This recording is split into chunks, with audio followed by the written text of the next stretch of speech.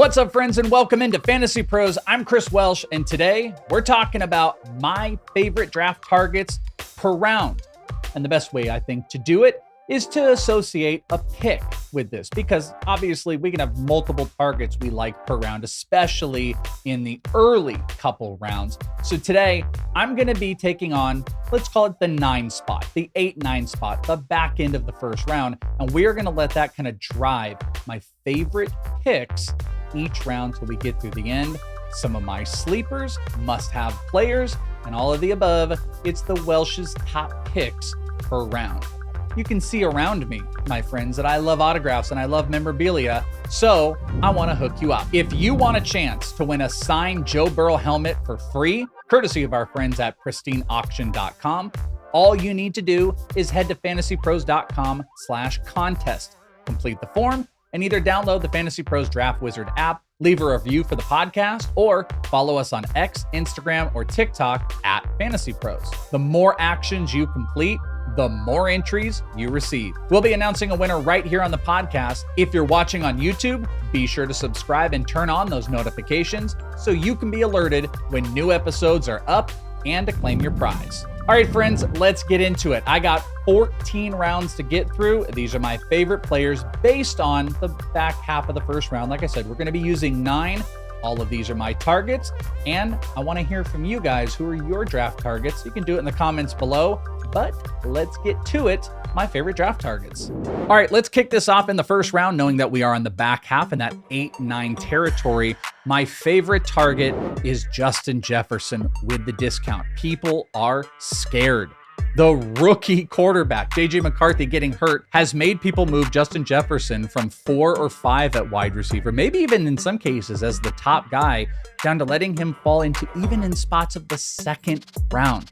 But even in bad quarterback play last year, Justin Jefferson saw a 28% target share. That end stretch of the season, he had an 18.5 point per game average and was even over 20 before Cousins' injury got hurt. Jefferson had 10 or more targets in 7 of 10 games played, and the final 4 games of the season, he had 10 or more targets. He will still be the top option in this offense. They'll be playing from behind, and Sam Darnold is as good of a situation as they probably could ask for in a secondary quarterback. The idea that Justin Jefferson cannot get this done, I think, is crazy, and I love the discount. And you don't really see a lot of these discounts. They were attached more to contract situations. I think you will see massive target shares again from Justin Jefferson, and I love targeting him on the back half of the first round. Moving over to the second round, knowing our relative position, my favorite draft target is Ravens running back Derrick Henry.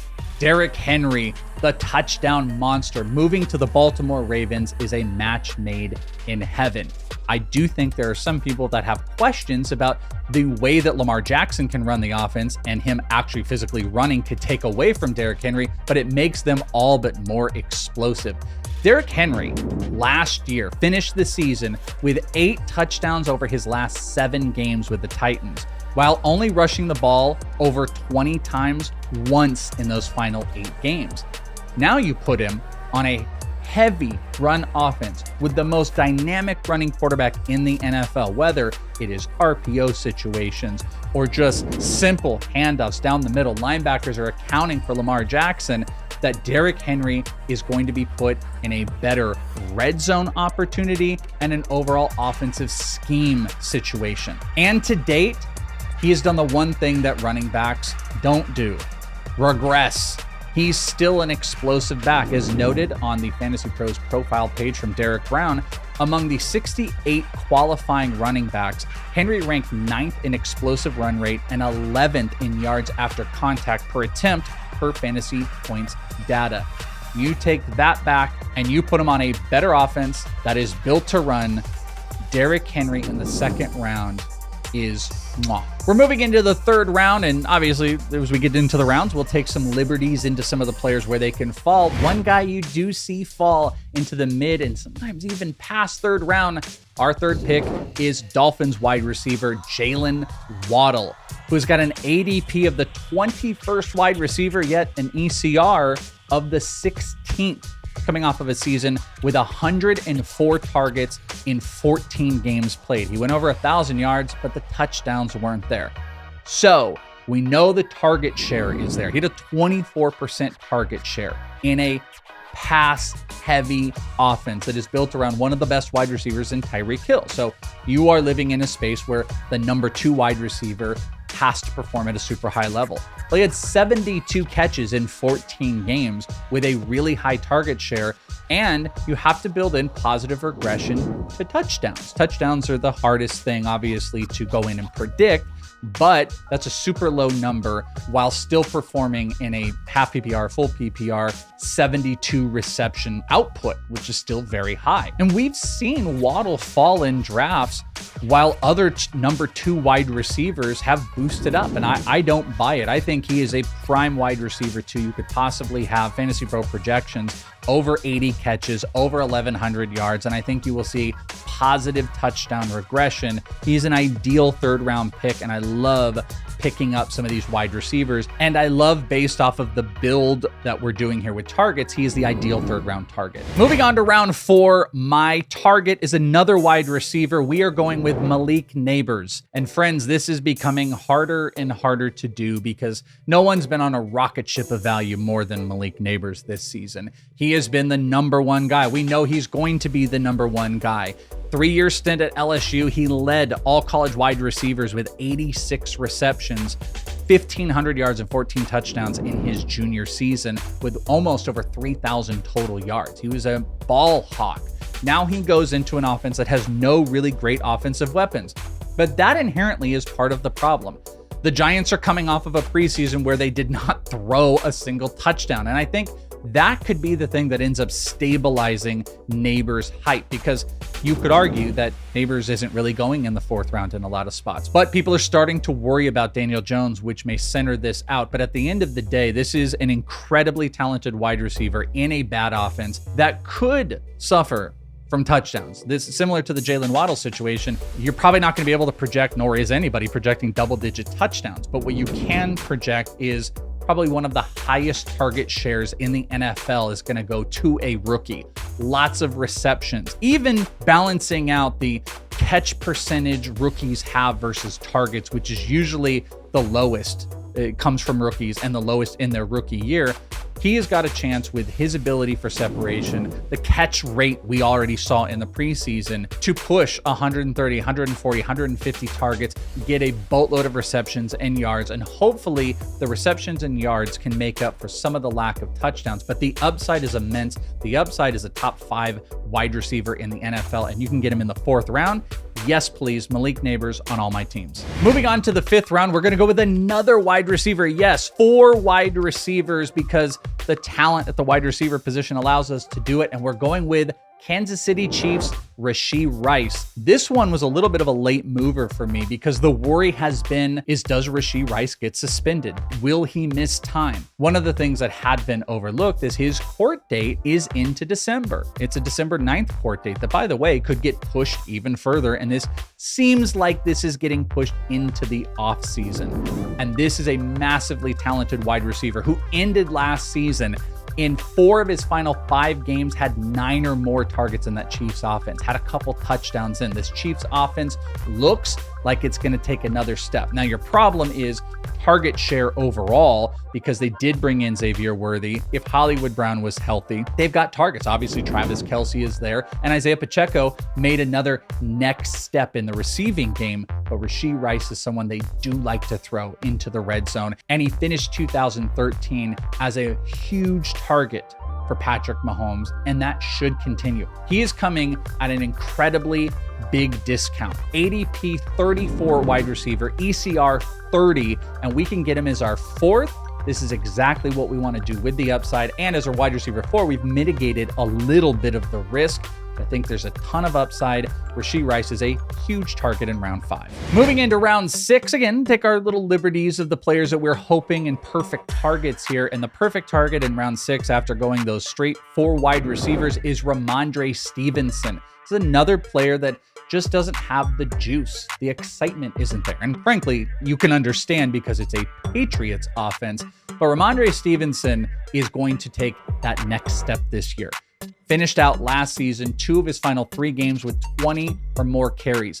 Half of his games played, he had at least 5 targets or more, and there is less competition to take away from him. So he has an opportunity to be the feature back and also be the receiving back. Yes, on a poor-ish team, but there is upside on where he's falling. His ADP is outside of the top 60. So again, we're taking a tiny bit of a liberty pushing him into this spot, but this is the perfect round target and the perfect situation to pair with this team. Rhamondre Stevenson does fall in some of these spots, and we're going to swoop him up. Moving into round 7, we want a quarterback. And the perfect quarterback, if I'm being honest, would have probably been Joe Burrow. And sometimes in some situations, this can happen because Jaden Daniels has moved up.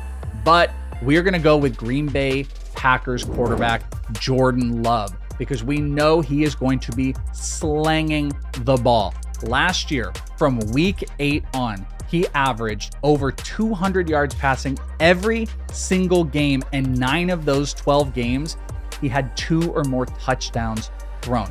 Also, just to point out, only 4 total interceptions in that period of time. He has 4 number 1/2 wide receivers, 2 workable tight ends as well, and a running game that you could argue with Josh Jacobs. Maybe it was as established as it was with Aaron Jones, but this is a team that looks like they are built to throw. Plus, Josh Jacobs is great out of the receiving game as well. Jordan Love is going to beat his draft position value. There's no question about it. Now, there could be players that are drafted after him that are better values.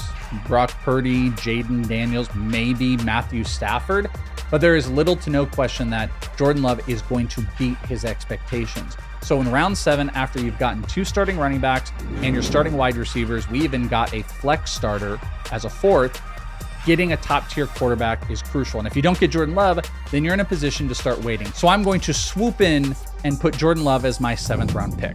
We got the second half of my favorite targets per round. But first, think you got fantasy football figured out? Think again. Introducing Knockout, a new Survivor fantasy league that's worth the challenge.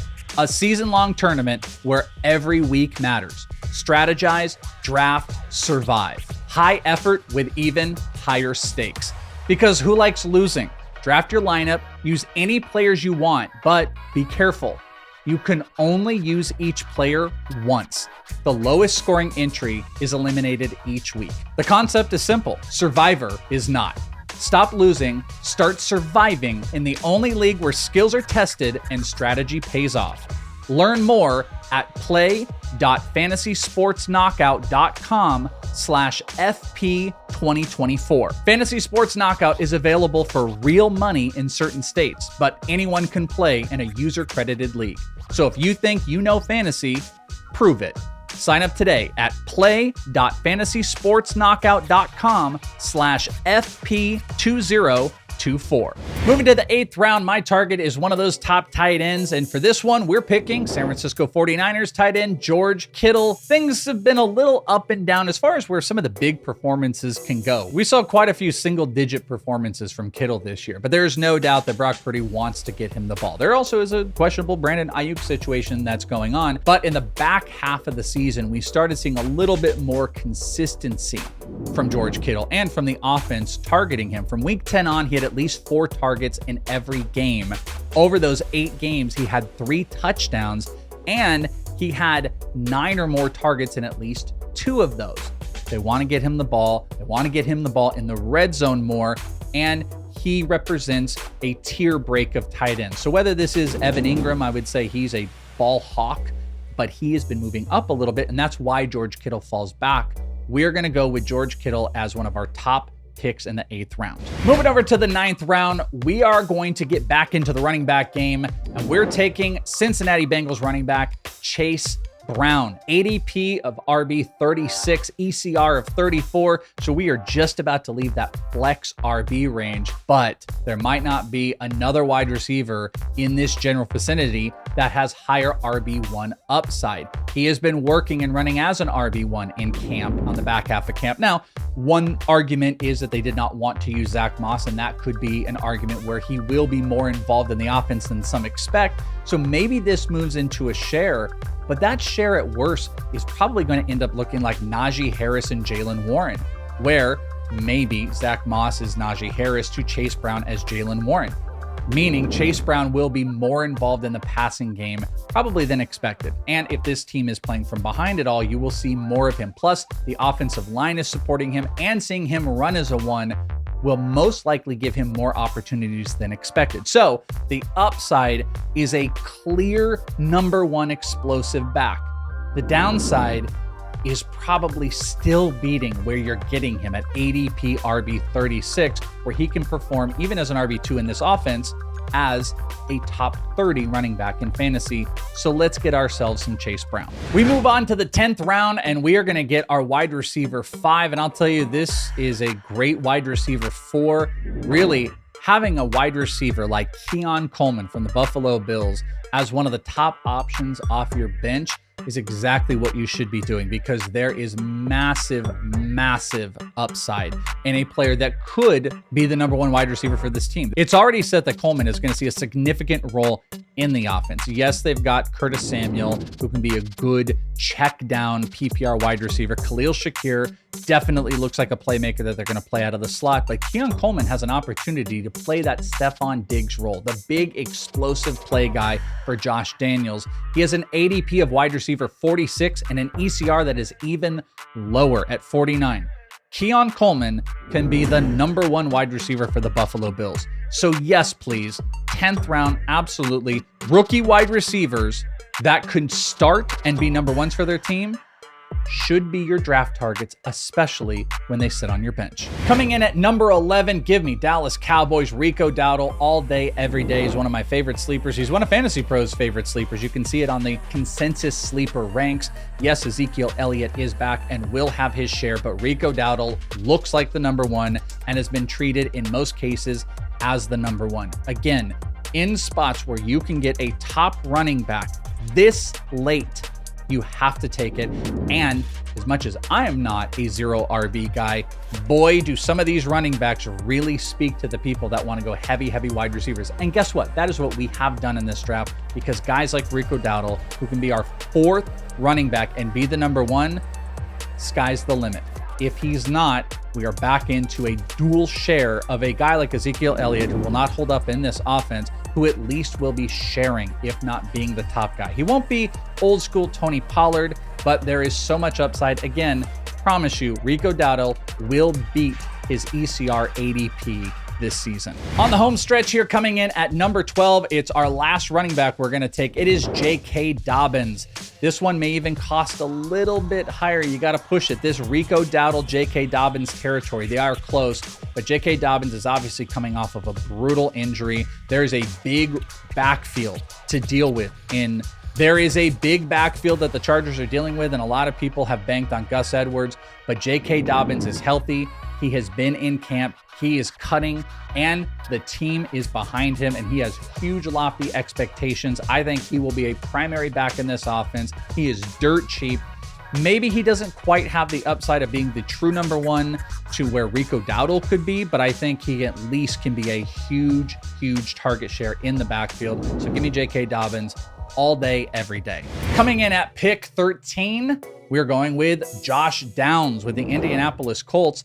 Josh Downs was one of the most popular sleepers, and then he got hurt, and the beginning of the season got put in question. But he early on, outside of Michael Pittman, has looked like Anthony Richardson's favorite target. We saw Richardson struggle a bit in that final preseason game. And if we're being honest, one of those things is Josh Downs can be one of those safety nets. He didn't have, I mean, it's bad throws, but he also didn't quite have his full-on safety nets. I think Josh Downs comes back quicker than people expect, and I think he jumps right back into being Richardson's favorite target and is going to destroy expectations this year. And you're just getting a discount because he got injured. So give me Josh Downs in every one of my drafts. And that takes us to the final pick here. Pick 14, we want upside. At the end of my draft, give me Jalen Polk in every single draft. Now, I think Luke McCaffrey is a very popular pick for this now, looking like he could play out of the slot for Washington, but Jalen Polk is another one of these that could be the number one wide receiver for their team. Unfortunately, it's for the Patriots, and that offense looks dicey, but Jalen Polk has looked good so far in all these exhibition games and can be the number one for this team. There's a likelihood that you could see 2 rookie wide receivers vault into being starters. Pop Douglas is going to get some run here, but there is a lot of room for someone to become a playmaker on this team that isn't named Rhamondre Stevenson. And I love the opportunity for Jalen Polk because it is all ceiling. If he doesn't work out, you cut him. If he does, you got a number one on an offense for free at the end of your draft. And those, my friends, are my favorite draft targets. And there you have it. Those are the players that I want in lots of drafts. As a matter of fact, the first 2 players I gave you, I just took in our Fantasy Pros, our Inside Fantasy Pros draft. I took Justin Jefferson and Derrick Henry. So a little money where my mouth is. And I had pretty close to the spot that we talked about. Who are your favorite players in each round? Do it below. Let's hear in the comments all your favorite players, whether it's one or some of your favorite draft targets.